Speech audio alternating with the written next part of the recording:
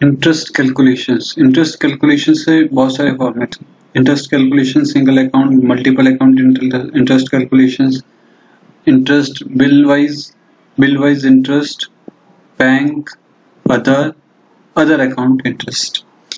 One by one मैं आपको explain करता हूँ। सबसे पहले एक बेसिक कॉन्सेप्ट आपको मैं समझाता हूँ। नोटपैड खोलता हूँ।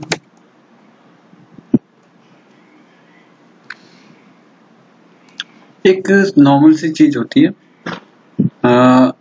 अगर 1/4 से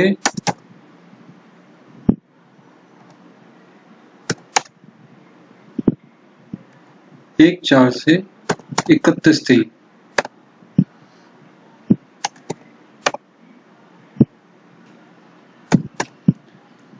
इसमें नॉर्मली डेज कितने होते हैं, कभी सोचा आपने? 1/4 से 31 दिन में इंटरेस्ट कितने दिन का कैलकुलेट होना? डेज तो ठीक है, सबको पता है 365 होंगे या 366 डेज होंगे, ठीक है। लीप ईयर होगा तो 366 होगा, और अगर लीप ईयर नहीं होगा तो 365। वेरी सिंपल, ठीक है। बट इसमें इंटरेस्ट कितने दिन का कैलकुलेट होगा? इसमें इंटरेस्ट कैलकुलेट होगा 364 और 365। लीप ईयर है तो 365 डेज। और अब ये बहुत से लोग कहते हैं कि हाउ इज इट पॉसिबल, एक दिन कम क्यों आएगा? मैं एक आपको सिंपल से कैलकुलेशंस बताता हूँ। मैं अगर एक चार को आपसे पेमेंट लेता हूँ, और मैं आपको 2/4 को अगर पेमेंट आपको दे रहा हूँ, ठीक है, कितने दिन हुए? सिंपल सा कैलकुलेशन है, कितने दिन हुए? सिंगल डे, 1 डे, क्योंकि मैंने आपको 2/4 को पेमेंट दे दिया है, ठीक है। इसमें मैंने आपको 2/4 को पेमेंट दे दिया है, तो इसमें दिन तो कितने हुए? एक ही दिन हुआ। इसी तरीके से अगर आप 1/4 से 31 दिन देखेंगे तो 364 या 365 दिन ही होते हैं। बट अगर आप उसको पेमेंट नहीं दे रहे हैं, आप सिर्फ इंटरेस्ट ही कैलकुलेट करना है, तो आप नॉर्मली ये एक पैटर्न दिमाग में रखें। 1/4 से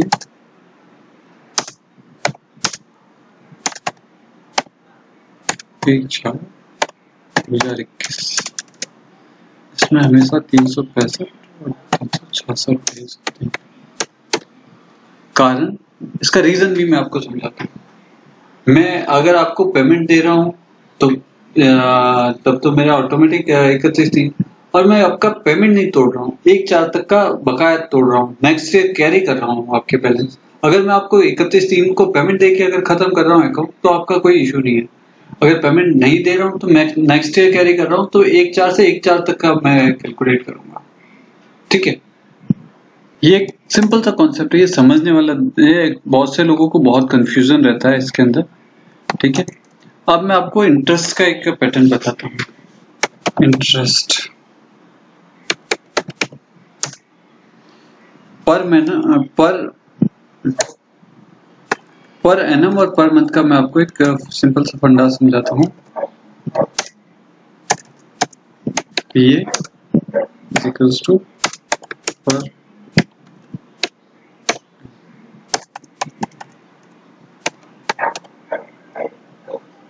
ठीक है, और पीएम इक्वल्स टू। अब इसमें एक सिंपल सा कैलकुलेशन होता है। एक आदमी कह रहा है कि 12% पर एनम। अगर इंसान नॉर्मली एक कैलकुलेशन कहता है कि 12% इंटरेस्ट है, तो 12% आपका इंटरेस्ट जो होगा वो ऑलवेज पर एनम होगा, पर मंथ नॉट पॉसिबल कि 12% होगा, ठीक है। एक आदमी कह रहा है रुपया सैकड़ा, तो that will be always per month, ठीक है। अब बेसिकली दोनों का मतलब एक ही, बट इसमें डेज का फर्क आ जाता है, ठीक है। पर मंथ के अंदर डेज जो कैलकुलेट होते हैं 30 इंटू 12,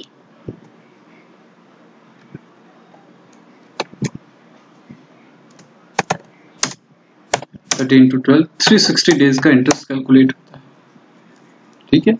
और अगर पर एनम लेता है तो उसका 365 डेज या 364 डेज का कैलकुलेशन होता है, वेरी सिंपल। तो ये चीज आप बेसिकली, ये बेसिक चीजें आप दिमाग में हमेशा रखें, ठीक है। अब अपन इंटरेस्ट कैलकुलेशंस पे चलते हैं। इंटरेस्ट कैलकुलेशंस 1/4 से 1/4 सप्लायर नहीं, अब मैं इसको 12% पर एनम ले रहा हूँ। स्टैंडर्ड और बोट डेज, मैं आपको एक चीज बताना भूल गया, स्टैंडर्ड का मतलब, स्टैंडर्ड, यहाँ मैंने आपको ये जो एक पॉइंट समझाया था, डेज। अब बहुत से आरती ये होते हैं, वो कहते हैं कि भैया मैं तो, आप अगर मेरे को 1/4 को माल ले रहे हो और आप मेरे को 2/4 को पेमेंट दे रहे हो, तो मैं 2 डेज कैलकुलेट करूंगा। जिस दिन आपने पेमेंट दिया है वो भी कैलकुलेट करूंगा, और जिस दिन आपने माल लिया है वो भी कैलकुलेट करूंगा। तो single standard, this is the standard. But अगर कोई आरतिया कहते हैं कि मैं तो दोनों दिन कैलकुलेट करूंगा, पेमेंट जिस दिन आपने दिया है वो भी दिन कैलकुलेट करूंगा, तो वो होता है पोटेस। नॉर्मली ये बहुत से लोग, ठीक है मैं नहीं मानता इसको सही, बट सबकी अपनी अपनी पॉलिसीज होती है, उस पॉलिसी के हिसाब से ये बोट डेज है।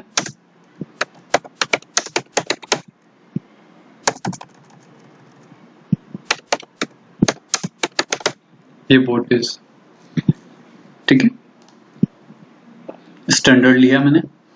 ग्रेस डेज के अंदर अगर वो बंदा आपको कितने दिन की साइट कह रहा है, 30 डेज की साइट कह रहा है ऑन परचेज, आपने उसको 30 डेज की साइट आ गई परचेज पे, अब उसने कैलकुलेट किया तो इंटरेस्ट कैलकुलेशन आ जाएगा, ठीक है। मैं कोई और लेता हूँ जिसमें बड़ा अकाउंट हो, इसमें अकाउंट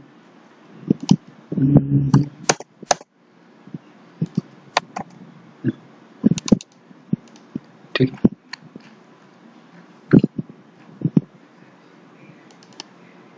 अब यहाँ पे उसका आपने जैसे ही क्लिक किया, आप चाहते हो सेलेक्टिव एंट्री उसका भी कर सकते हो और कंप्लीट एंट्री का भी कर सकते हो।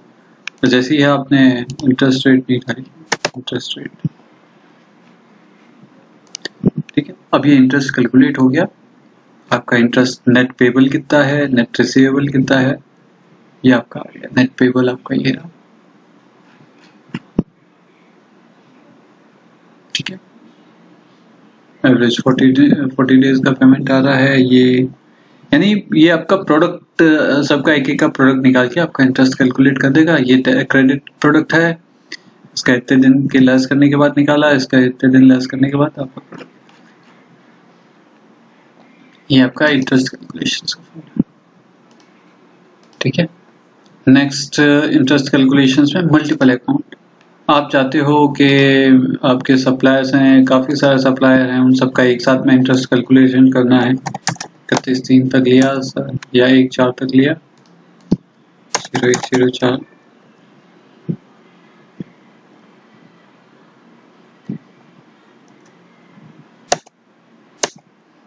%12 per annum, standard 10 days on purchase, okay click किया। ये देखिए आपने हर सबका एक एक इंटरेस्ट कैलकुलेशंस आ गया। आप देखिए सप्लायर 1008 का आ गया, ये इंटरेस्ट कैलकुलेशंस करके उसने बता दिया टोटल कितना प्रोडक्ट हुआ, क्या हुआ पर एनम, ये इंटरेस्ट बन रहा है। ये आपका हर एक पार्टी वाइज अपना कैलकुलेशन आ कि इसका नेट पेबल इतना है, ठीक है, इसका नेट पेबल इतना रुपीज है, इसका नेट पेबल इतना रुपीज है, यानी सबका एक इंटरेस्ट कैलकुलेट करके आपको बता दिया इसका इतना है, ओके। इसका बैलेंस कुछ भी नहीं है, जैसे इसमें बैलेंस ऑलरेडी बैलेंस ये है और net payable interest net receivable इतना है, तो कैलकुलेट करके आ गया कि नेट आपका बैलेंस इतना, इसका बैलेंस कुछ नहीं है, इसका इंटरेस्ट नेट रिसीवेबल है इतना, ओके। अब आप अगर इसी को मैं आपको 1% पर मंथ कर देता हूं, ठीक है, आप देखेंगे तो आप इंटरेस्ट सबका चेंज हो जाएगा, वो 360 डेज के हिसाब से निकालेगा। सारे इंटरेस्ट चेंज हो गए एवरी, ठीक है ना। एक साथ में सारे प्रिंट देंगे, अब प्रिंट आ जाएंगे। यहाँ पे अगर आपने लिख दिया कि अकाउंट स्टार्ट, जो प्रिंटिंग है हर न्यू पेज पे स्टार्ट होनी चाहिए, आप जब भी प्रिंट देंगे वो ऑटोमेटिक हर पेज पे नया प्रिंट।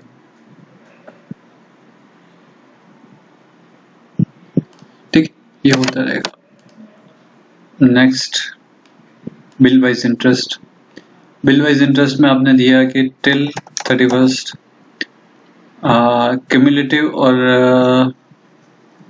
स्टैंडर्ड, दोनों का मतलब समझा देता हूँ। क्यूमुलेटिव और स्टैंडर्ड, जो बिल वाइज इंटरेस्ट है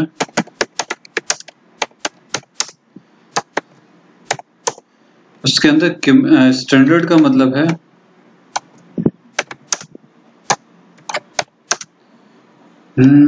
जैसे आपका कोई एक बिल था 0104 का,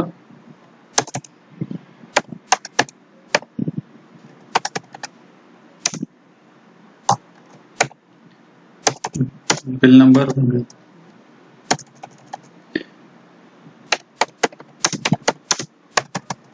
नंबर ये था, ठीक है। अमाउंट था आपका 1 लाख रुपीस का। अब उसका पेमेंट आया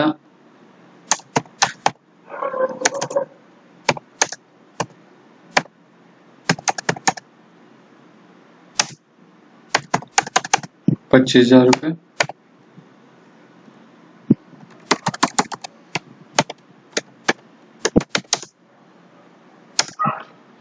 ठीक है।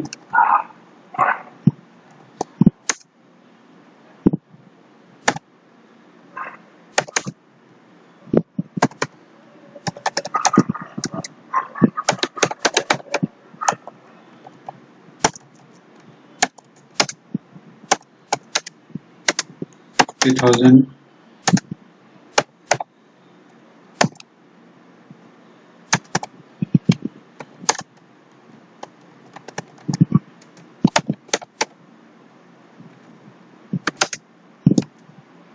25,000। अब स्टैंडर्ड में क्या होगा कि ये 1 लाख का इंटरेस्ट टिल 1/6 तक कैलकुलेट करेगा। ओके, ये होता है स्टैंडर्ड कि जब तक बिल ड्यू है तब तक वो इंटरेस्ट कैलकुलेट करता जाएगा।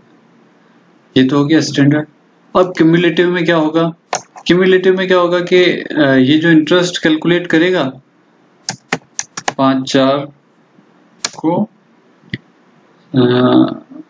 5/4 तक 1 लाख रुपीस का इंटरेस्ट कैलकुलेट करेगा, और फिर 1/5 तक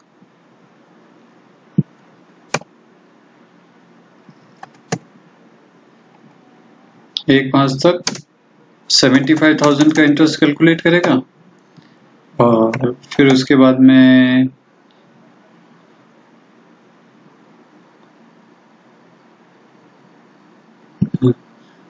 में 1/6 तक वो 25,000 का इंटरेस्ट कैलकुलेट करेगा। ये इसका सिंपल कैलकुलेशन चल जाता है। तो ये होता है क्यूमुलेटिव और ये होता है स्टैंडर्ड। तो ये चीज आपको किस तरीके से आपको चाहिए आप उसको उस तरीके से ले सकते हैं। क्यूमुलेटिव लिया, बायर वाइज ले लिया और ऑल बायर कर दिया मैंने, इंटरेस्ट रेट डाल दी, दे दिया,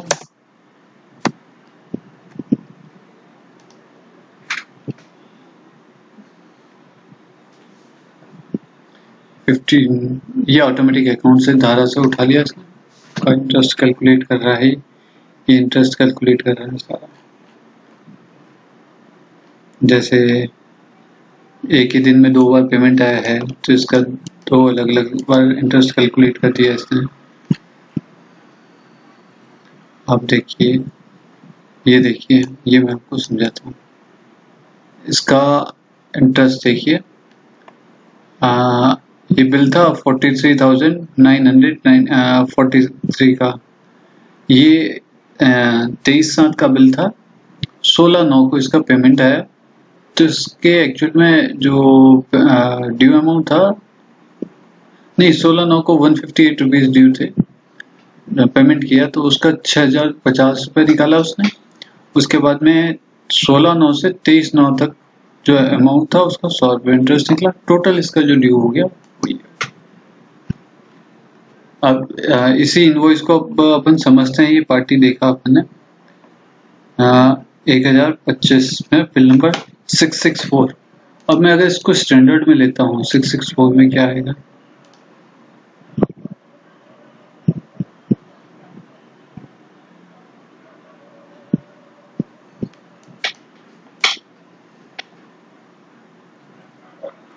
ठीक है।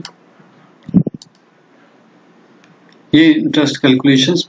अब इसमें ये एक अलग रिपोर्ट और है, क्यूमुलेटिव स्टैंडर्ड, वही मैंने आपको समझाया जो आपको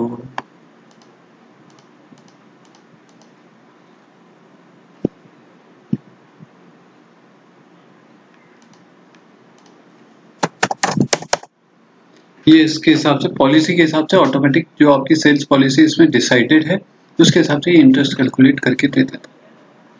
आपने इसकी सेल्स पॉलिसी में कुछ डाल नहीं रखा होगा, आप अगर इसकी सेल्स पॉलिसी में डाल देंगे तो आपको याद रखने की जरूरत नहीं, सीधा आपने क्लिक किया उसकी रिपोर्ट में आ जाएगा। देखिए आप इसमें डेज, ग्रेस डेज डाली आपने 10 डेज, उसके बाद इंटरेस्ट आपने पर एनम दे दिया 12%, ठीक है, आपने ओके किया। अब आप इसकी रिपोर्ट लेंगे तो ऑटोमेटिक यहाँ से कैलकुलेट कर देगा। एक एक में आपको डालने की जरूरत नहीं है। ये देखिए आप सारा डिस्काउंट कैलकुलेट ऑटोमेटिक कर दिया इसने, bill to bill interest calculate कर दिया, इस बिल में इतना, इस बिल में इतना, इस बिल।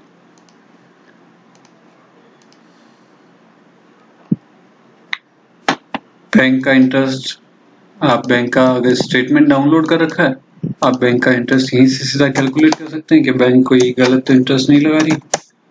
जो भी आपका एफडी है पर एनम ही होता है बैंक का नॉर्मली। ये आपका बैंक का इंटरेस्ट हो गया कि आपका नेट रिसीवेबल कितना है।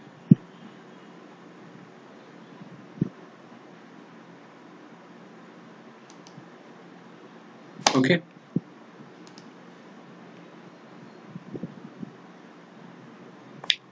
अब अदर्स, ऐसे बहुत से अकाउंट है जिसकी आपके इसमें आपकी एंट्री नहीं है, आप यहीं कैलकुलेट करना चाहते हो तो आप यहाँ पे एंट्री करके कुछ भी नाम लिख दीजिए, KSD 1/4 का डेबिट अमाउंट ये है, ये इस तरीके से आप एंट्री करके आप उसका इंटरेस्ट कैलकुलेट कर सकते हैं। अदर देन अकाउंट सेम, इसमें भी यही चीज है। अदर देन अकाउंट यहाँ आप जैसे मैंने कोई फर्जी अगर एंट्री की है तो आप वहाँ एंट्री करके उसकी रिपोर्ट निकाल सकते हैं इंटरेस्ट की, ठीक है ना।